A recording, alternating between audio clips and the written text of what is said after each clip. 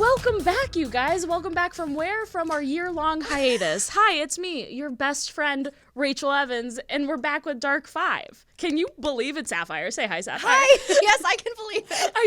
I should have introduced the format of the show first, but it's so weird to be sitting across from somebody and not acknowledge them. So I'll sit here quietly. Would you sit there quietly and look Yes. at me? You're already looking at me in the eyes. It's very intimate. Anyway, hi, I've missed you all very much. I'm sorry that I've been gone, but I have been writing a memoir. That's not true. I've been sleeping. Well, welcome back to Dark 5. As you guys know, Dark 5 is a catalog of all things spooky, all things creepy, all things gross. And I don't think that we got enough time together on the YouTube show to really explore all the things that we should be talking about. No. So that's what this is for. Oh my God. I know, it's a podcast. It's a goddamn podcast. People are listening to it, and they might be watching it. If you didn't know, if you're listening to it with your ear holes, you can also watch it with your eyeballs. I've had some eye issues lately, so I was a little triggered by me just saying eyeballs just Wait, then. really? What kind of issues? Yeah, I've had orbital bone issues. I got punched What in does the that face even real mean? hard. Oh, this is the orbital bone. Yeah, I got punched in the face real hard many years ago, and now my bone is poking into my eyeball. It's blinding me at a rapid rate. I'm not driving. I Ubered here. Oh, okay. Oh, that's why you don't drive anymore. That's why I don't drive anymore. Oh, wow. I'm learning so much. Oh, yeah, you know. That's what this is for. That's what this Dark 5 podcast is for. It's for education, and that's kind of spooky, right? Yep. So now you guys know this is going to be pretty much like the old Dark 5 that you're used to. We're going to talk about 5 things, but it's going to be a little bit more loosey, a little bit more goosey, and a whole lot more spooky. Oh, no. Oh, my God. Can you tell I do nothing? I don't talk to anybody in my downtime. I'm okay. What is talking? Anyway, Sapphire, do you know why I Yes. called you here today? I have zero clue. Okay, great. We're going to talk about exorcisms. And the reason why I really want to talk to you about this, not only because you're my spooky sister, and if you guys don't know, first of all, yeah, you do. Don't lie to me. Second of all, this is Sapphire Sandalo, the creator of Something Scary and the creator of many open passageways in my heart. I learned to love via you. Oh. I've learned a lot from you. Oh, good. Yeah, I love you very much. Oh, I love you too. Cool. So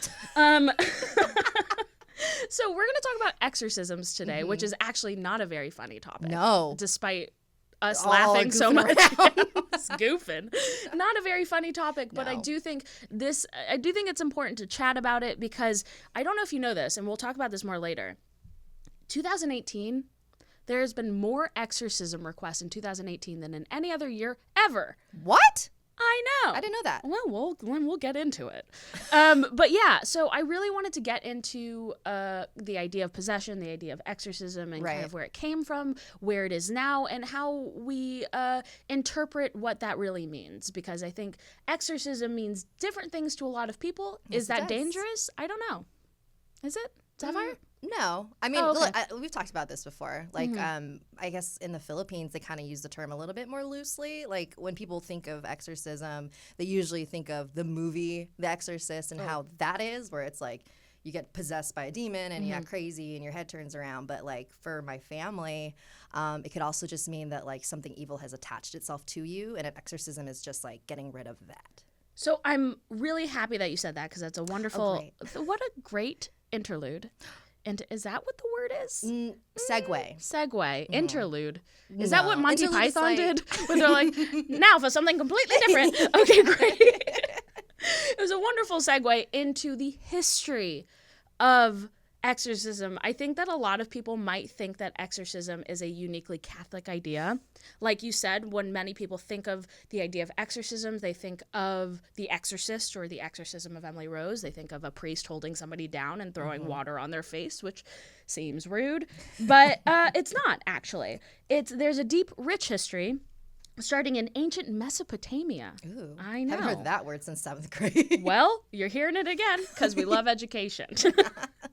So it was believed that all forms of sickness came from powerful spirits entering a person's body and attaching to that person, a lot like what you were saying about the Philippines. Assyrian tablets made reference to the use of incantations and prayers to the gods, as well as direct challenges to the demons, which were believed to inflict every type of disease, both physical and psychological. Ancient Babylonian priests performed rituals by destroying a clay or wax image of a demon. So very similar to what you're saying, and I think a lot of the idea of exorcism and demonic play demonic play sounds like some weird new BDSM thing. Like demonic play, like it's this new thing that I'm into. Check it out. Man, I've been on too many apps lately. Damn. Oh no. But I think that a lot of people's perception of what that is comes from, like we said, the Catholic Church, but in reality it comes from a lack of information, which is just, hey, somebody's acting erratically, it must be the demons. Right. Which is interesting because now in 2018 we're in this, we've reached back of the site. We're time is a flat circle. You know, we're coming back. Yeah, it's cyclical. We've come back to that idea of like we're explaining things away with religion, but again, we will get to that later.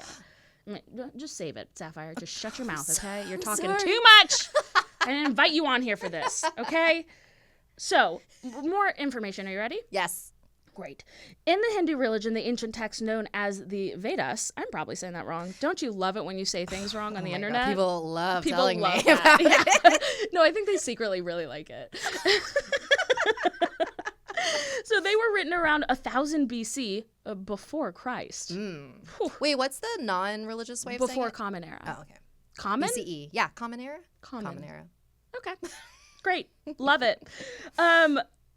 So yeah, it's very similar to the Babylonian Mesopotamian version of it, where that anything dark inside of you is described as a demon. Exorcism, on the other hand, was not seen as like it wasn't a practice per se. They would break the wax figures, or they would burn deities. What? Effigies, not deities. Don't burn them. No, don't burn them. You can't? A deity? Well, a deity, is that physical? No, a deity is just like a god. A god. Yeah, well, Can you burn God? That's like a very cool metal album name. Can you burn Burning Deities. Sorry, I just learned a lot about Norwegian black metal, so I'm there right now. So the idea of possession has been around way, way, way before the Catholic Church, although the brand of exorcism, the one you're probably accustomed to with movies like Exorcism of Emily Rose, they've been popularized through pop culture. Popularized through pop culture makes a ton of sense. Yep. And I do think that it's a useful plot device in film and TV. Yeah, I think it's engaging, and there's rich history with it because, like, things like The Exorcist are based off of real events. Like The Exorcist was based on I don't talk about this later, so I guess we'll talk about it now. Is based on a guy Ronald Doe. Ronald. That's the name of my ex. Like, of course, I'm like, oh shit, sorry. Sorry, ex. Hi, Ronald. Oh no. But yeah, so things like Roland Doe, like The Exorcist was based on that, even though they willfully forget key parts of the story, like past traumas and psychological reports that are ignored, especially with the exorcism of Emily Rose. That's a big one that we'll talk about, which is the case of Annalisa Michelle. Michelle? That's what she was based on, right? Emily Rose, which is also the name of my sister. Whoa. My sister's name's Emily Rose. It's after the movie? No. I don't know. I think my sister's like 4. I don't know. When did that movie come out? I think like in high school. So I think, like, to start, we talked a lot about the history in a very, like, stream of consciousness fun way that I'm sure everyone is following. You follow it, right? I'm on board. I love you. But the reason why I've invited you on is because I grew up Jewish. Right. We do not have the devil. He does not exist in my world. Despite what all of you think about me, I don't believe in the devil. And so the idea of demons and demonic possession is something that is slightly foreign to me. But that's not to say that I don't believe. This is what I struggle with, and this is why I'm happy we're doing this podcast. Great. Because I want to believe, Scully. I want to believe, you know? truly, I Right. do. And like I struggle with the fact that I didn't grow up with this stuff, so that mind passageway is closed inside of me. Right. But you have an opposite experience. You grew up with a heavy belief that this is real and the demons are going to get you. And so I'm very curious to hear, to start off this super formal Dark Five. Number 5, Sapphire story. wait, let me do it. Let me do it for real. Okay? Yeah, do it. Number 5, Sapphire story. And then my face pops up. Yeah. And then like Andrew hacks off your head. Andrew is the name of our editor. I love you very much. Just keep saying hi to everyone in the camera. Yeah. They live in the camera. Isn't that crazy?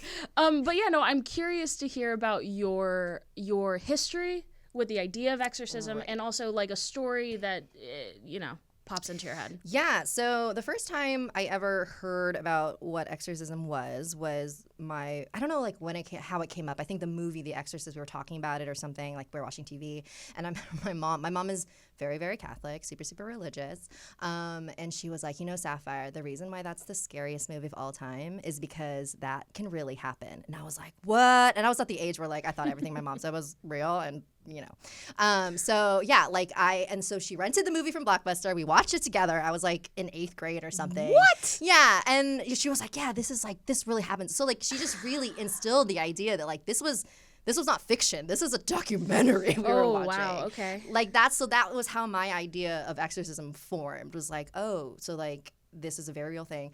And are you familiar with like stigmata? Yeah, like Those in the things? hands. Yes. Yeah. So have you seen that movie Stigmata? Well, no. No, I don't know. No, But that was another I don't know why I movie. judged you. I know. No, Sapphire. So there was another movie that my mom made me watch, and she said, like, okay, so if you don't know what stigmata is, it's when you I don't know how to say it. Like your body simulates the wombs. The wombs of Christ. So you get like holes on your hands and then on your feet. And there's like been a couple cases of like that. Post like, Malone's tattoo on his head. Is that a stigmata? Sure.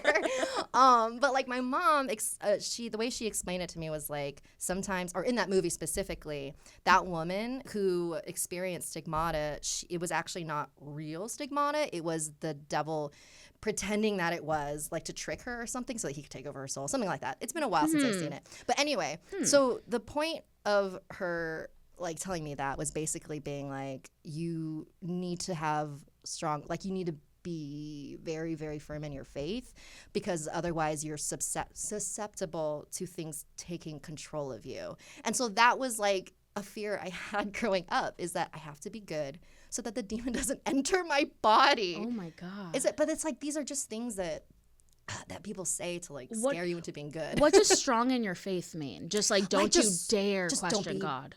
Basically. Okay. Yeah. And to just be, just a really devout Catholic, go to church every Sunday, be a good person, all that kind of stuff. That sounds exhausting. I know. Who has the time? Who has the time to be a good person every single day?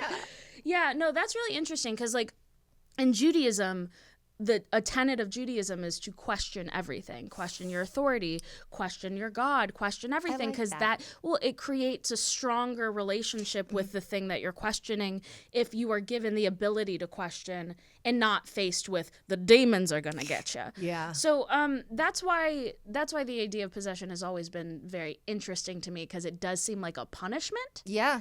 Especially to women. Yeah. Which I think if you look at any sort of case of exorcisms or possessions in the past, 50, 60, 100 years, most of them, with the exception of a few, of course, are young pubescent women. Wow. Going through puberty. And then their dad is like, gross! It's the demon! Well, that's reductive, obviously. But do you have... People are going to be so mad at me. I forgot how mad people got at me. Oh, they Because will of Dark Five, yeah. remind you. Yeah, thank you so much. I love growth. But do you have like a personal experience of... Oh, I hit the mic. Do you have a personal experience of exorcism that you've witnessed? Like, was I ever possessed? No. I mean, yes. Were you? I don't know. Was I? Oh, okay. I don't know. Start, like, Foaming or something? That's rabies. But... No, do you have has anyone in your family experienced this? Have you ever seen an exorcism? Have you ever seen the steps to exorcism? Okay, so there's one story that my aunt told me. I did an episode of Something Scary about this. Dope. Where I love my that show. Oh my God, thank you. It's good. My aunt, I don't know how old she was. I think she was in college at the time, and then she had a niece who was in high school. And I think my aunt was like kind of the legal guardian of her. This is why they called her when her niece was acting really strange at school. Like, I don't know, she was just talking like really weird and acting very strange. And they're like, you need to come over here right now. So when she went over to the school, her niece was sitting in a chair and they were like trying to like ask her questions like, are you okay and stuff. And then like when she would like talk, her voice was so low and cold. Like the way that my aunt describes it, she said she was speaking in a cold, deep voice that wasn't hers. And my aunt is a sane person. Okay, so like I believe everything that she says. I mean, I wasn't there, obviously, so I don't know, like, what exactly was going down. But they, like, she said something was up. Like, something was weird. Like, and, I mean, she never said that, like, anything led up to this behavior. But this just happened randomly one day. And then, like, as they, like, kept talking to her, what was it? Oh, she said, you stepped on my house. And they're like, what are you talking about? And then, yeah, so there are these creatures in the Philippines called duendes, and they're basically like invisible spirits who live in these little ant hills in the ground, and then if you step on them or disturb them, they will bring you bad luck. And I guess in this case they inhabited the body of my aunt's niece. Oh, God. And were using her as like a messaging thing or to communicate with your aunt's niece. Yeah, not me. What is that to you? Is that your cousin? I don't know. I don't know what to call her. All right. Your aunt's niece. My aunt's niece. Well, you called her your aunt's niece. Yeah. Okay. I don't know what you call that. That's interesting. Because it's not really it's an related interesting. to me. I don't even know if I have one of those. My aunt's niece. I don't know. But, no, that's really interesting though. And how did they get rid of the duende? Oh, okay. So basically, what you do is you have to give them some sort of like fruit sacrifice. So like my aunt's niece was like, you need to put bananas and honey, but I think it was like bananas mostly, and you put it like by the ant hills, and then they'll take the fruit as like okay, we're good. Ant sacrifice. Yeah, and then she was fine after they did that. They just fly away. Yeah, she was just fine. Well, that's pretty cool. I mean, that's what I find the most interesting about exorcism as a whole is the way that people get rid of them. Right. Or the demons, not the exorcisms. To get rid of an exorcism, you just walk away from it. But the way that people depossess, I guess, is very interesting to me because what I always grew up thinking, like you said earlier, the only thing that I had as a frame of reference were movies like The Exorcist. So I was like, well, she's got to turn into a zombie, and then zombie face, and then they've got to hold her down, and she's got to flip her head around and spit pea soup at you. That's what an exorcism is in my head.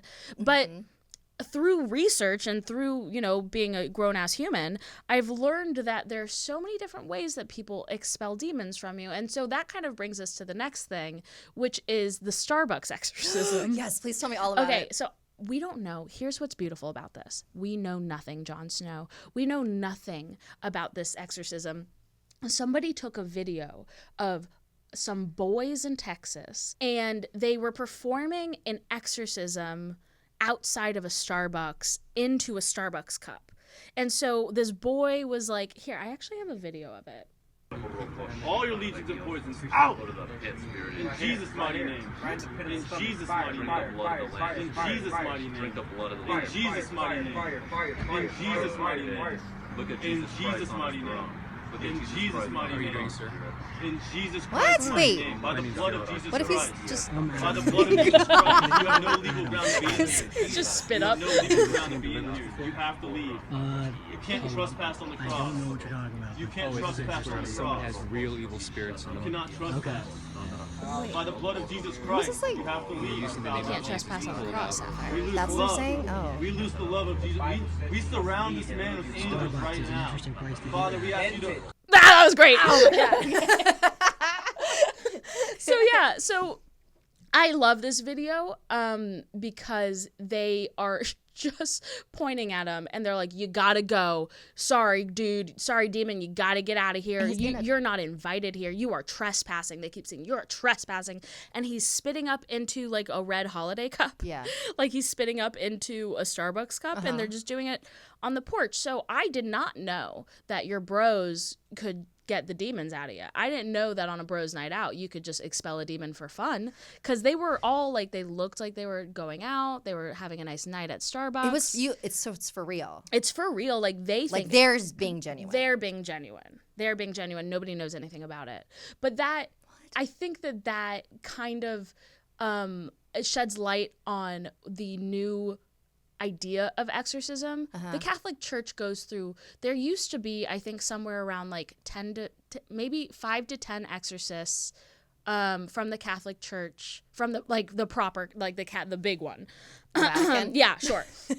And now in 2018 there's somewhere from 70 to 100 ordained Catholic exorcists. Wow. So I think that the idea of accessibility in exorcism has like turned into something else where like anybody on the street can do it, which is why I think the idea and the definition of exorcism has changed, or has rechanged. It changed from something that was just demons because you were feeling bad and something bad was happening to you, and to this like the devil is speaking through you, and the only person who can, the only like soldiers of God can expel this from you. And now like bros at Starbucks are telling you to spit into a cup. So that's kind of the global consciousness of exorcism right now. And I think we both watched, going on to the next thing, we've both watched The Haunting of Hill House, right? And the director of that and the writer of that explain, and also the cast, explain the ghosts and the possession and the, I guess, entities in that show as representations of trauma and representations of grief. And so what I think is really interesting is that they've taken the classical idea of what a demonic possession is, which is just literally any bad feeling, and made it into a physical representation. And I think that's really smart. I also think it's a little, oh God, is it dangerous? I don't know. Dangerous? Is it dangerous for people? Okay, I think the only way to do this sensitively is to go on to the next thing. Oh, okay. Yeah, because it's about the popularization of exorcism in Western culture. And okay. So after the movie The Exorcist, there was a huge spike in exorcisms. Duh, because people were reminded that it was a thing. You know, just like when you see A Dog's Purpose, you're like, oh yeah, dogs are good. I forgot. Same with The Exorcist. I never forget. You never forget. Well, you got two little schmoops. I got a lizard who's basically the devil. Oh God, he hates me, and he won't eat his vegetables. Oh, that's fine. He's the devil's in him. I just gotta expel it. And by the devil, I mean he won't poop. It's really scaring me. No. It's okay. I need to talk to him. We'll figure it out. Will you? I'll give him some tips. Yeah. So, anyway, after the 1970s, after the 1970s, after the popularization of exorcisms again, we're seeing it now in 2018 for some reason. And yeah, that's weird. Why is that? Like, I want to pose it to you before I go into my idea, because like I've given it probably too much thought. So I want to see what do you think is the reason for people's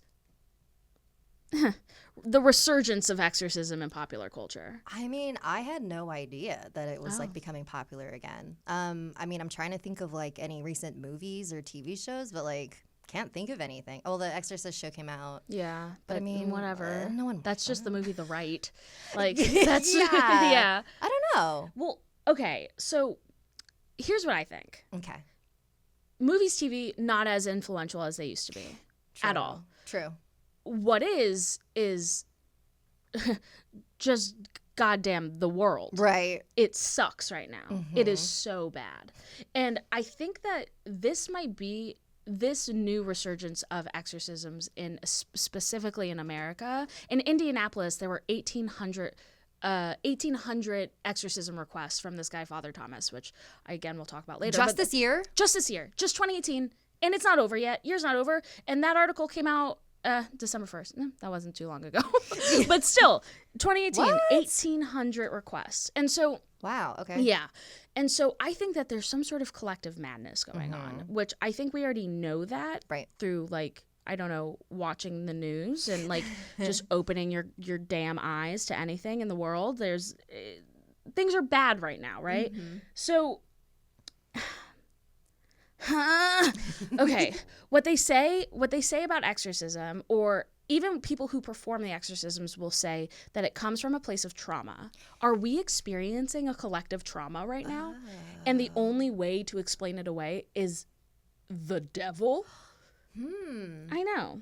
That makes sense. It's like, because it's always easier to blame something that is something Away. that feels like a real thing. Yeah. It's like, oh, everything's bad because the devil is in my body. Exactly. And like, what I think is super interesting about this is that in times of civil unrest, you'll see a new interest, a growing interest in true crime. Like before the Holocaust, before World War II in Germany, there was a huge growing interest in true crime. And because of that, or because of all of the negative-ish that was going on in the world. And so I think we've reached a new level of collective madness that I'm trying not to be insensitive here, but it's really hard to, that we are now seeking explanations from beyond the grave. Like we're seeking explanations. No longer is like a collective interest in true crime a thing anymore, because like of course we're all interested in true crime.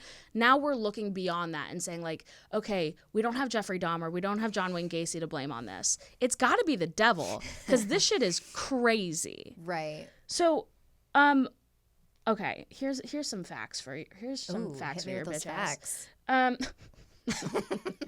So the official Catholic Church of Indianapolis has reported upwards of 1,800 possessions in 2018, so which many. I told you. Right. In an Atlantic, The Atlantic, you know, that famous popular publication that people read and respect. There's a man named Father Thomas, who reports that nearly all of the people who come to see him for an exorcism have experienced sexual trauma. Okay, this is where I stop and go, oh, well, that makes a ton of sense. Have you seen the show The Haunted? I saw on one Netflix? episode. Okay, so most of the haunting and possession stories from that show are all of the victims were also victims of abuse, specifically sexual abuse. Oh, wow. Yeah.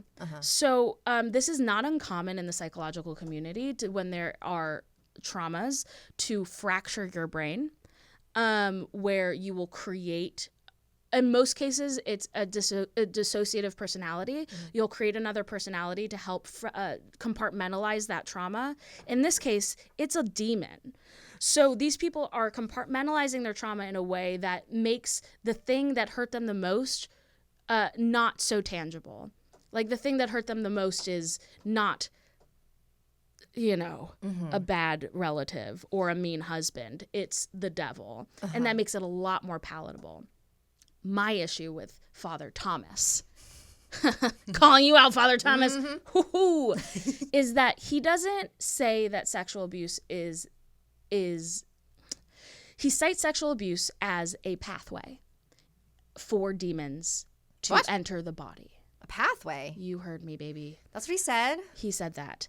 So instead of saying, oh no, you've suffered extreme trauma, we need to get you to a psychologist, please, and maybe deal with that before we look to the devil, he says, no, that's very bad. We all recognize that. But what this has caused is a hole in your heart where the devil can go in and speak for you. So what we're seeing is revisionist history, in that, like, whereas we didn't have the information before in Mesopotamia to say, like, oh, they suffered trauma, so there's psychological fracturing happening here. They're saying, oh, they've suffered trauma. The psychological fracturing has opened a crack in your brain for the devil to come in. So they're now explaining away science in a religious way, which is what I struggle with. But I also, like, what do you tell your family, you know? What do you ask your family? Right. Like when this happens and you hear this and you know this and you hear the story about your aunt's niece, is that what it is? You hear the story about your aunt's niece. How does your first question not go, what happened to you? And are you allowed to ask that question? Let's call him up. No. Oh my God, what if? What if? I actually have him on the line right now, Sapphire. Yeah, and so like that's kind of, okay, so for some, this is another thing from Father Thomas. For some, being told they do not suffer demonic possession can be a letdown. Father Vincent Lampert, the exorcist from Indianapolis, remembered a young man who came to speak. Oh, this is actually very sad. A young man who came to him seeking an exorcism, but was told he was experiencing symptoms of schizophrenia. You can tell me that I'm schizophrenic, but you can't tell me why. If it's demonic, at least I have my why. Basically saying, I recognize I'm schizophrenic, but I'm not going to accept that it's a chemical imbalance. I'm going to accept that it's the devil in my brain hole. Does that make him feel better about it? It's the why. And that's oh, what a perfect button, Rachel. Oh, I love me, you know? I just you got to love yourself sometimes. And that's where I think we're at right now in society, is that we're so desperately seeking a why for all of the bad. Yeah. And it's so easy to say it's the devil. And so if that makes you feel better, fine, but don't kill your daughter. We never talked about Annalisa Michelle, which I think is probably a mistake. But you know what's great about that is that I talked about her pretty exclusively in the demonic possession episode of Dark 5 on YouTube, which you can go check out. Please do that, where I describe the very tragic story of Annalisa Michelle, the inspiration for Exorcism of Emily Rose, where she died of starvation and dehydration, and she was 68 pounds. And like, we're so desperately seeking the why that we're so willing to take away everything else and ignore everything else. So, Sapphire, what a fun way to start the day. Oh, right? Absolutely. Do you feel good? I wake up every morning going, exorcism. But that being said, I just want to button it with this. I just want to end it with this. How do you feel? Like, how do I feel? Yeah, how do you feel with knowing all that? You're a rational person. You deal with this kind of stuff, but you have this familial tie to exorcism and possession. How do you feel walking away from this conversation? Like, how do you feel about possession? How do you feel about exorcism? Okay, well, I mean, I definitely don't think it's what I used to think it was, like how my mom described it, but because I remember we had this conversation a while ago where you were like, in order to believe in demonic possession, you have to believe in like spirits and demons existing like in this world. And there's just something my aunt told me that this is a different aunt. She's a very sensitive person. She tells me about all the like things that she sees and stuff. And she once told me that like the greatest thing that the devil can do is make you believe he doesn't exist. And that scared the crap out of me. Because basically what she's saying is like, you can live your life, whatever, thinking he doesn't exist. Oh, but he does exist, you know? And I'm like, I don't like, that's creepy. And she's somebody that she's not, I don't think she's a liar. I think she's, so it's weird. It's stuff like that makes me just confused every single day. Because to me, I've never experienced anything strange. I do a lot of stuff that she thinks is probably not great. Ouija Wednesdays. I can't tell her about that because she'll be like, Sapphire, you're inviting the devil into your life. Oy. But, I mean, I haven't seen him, so. You haven't seen him. But maybe he's just convincing you he doesn't exist. I know. See that, and that's what's creepy. Well, you can never, that's the psychological, like, quandary, is that you can never discount somebody's personal experience because they truly believed it happened. What you can do is look at it and try to understand why. Yeah. So I guess we're both trying to do that. Yeah. We're trying to do it from a more personal experience, psychological way. They're trying to do it from the devil, and that's okay. I love talking about this stuff. Holy shit, I forgot. I love this stuff so much. So, guys, I was about to say, hey guys, let me know what you guys think. Drop a comment down below. How do you feel about exorcisms? Wow. But no, thank you for joining me. And if you have any suggestions of what you would like me to talk about, I have a lot of ideas, but that's just selfish. So let me know what you want me to talk about, and I'll talk about it. And I'm so happy to be back. I'm so happy to be with my sister. I know. I'm happy to be here. Love ya. Love you too. Okay, bye. We're touching fingers. You can't see us. You're not looking at it. All right, cool. Okay. All right. Oh wait, where can they find you, please? Oh my God. Am I getting my address? Okay. Yeah. I was about to say I live at. I know it off the top of my head. I'm on Instagram and Twitter at Awkward Sapphire, and I'm on YouTube and Twitch. I don't really do Twitch anymore, but it's my full name, Sapphire Sandalo. Hell yeah, dude. And please watch Something Scary on on Snarled. YouTube.com/Snarled. Yeah, and you can follow me at Rachel Sam Evans or Rachel Sam Vans. It depends on how your brain works. Also, could you please, maybe just for me, rate, review, and subscribe to this podcast on Apple Podcasts. Ooh, hard to say, easy to subscribe to. So please do it. Okay, I love you. Goodbye. Please don't let the devil get you. I'm going to hell. If there's a hell, I'm going to it for sure.